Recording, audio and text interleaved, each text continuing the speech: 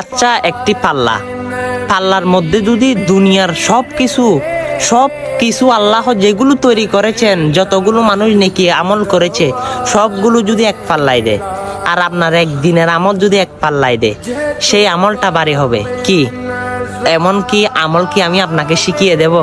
আপনি আমার মুসলমান ভাই, অন্য মুসলমানকে কি ভিডিওটা শোনার পরে আপনি কি শেয়ার করবেন? অবশ্যই করবেন।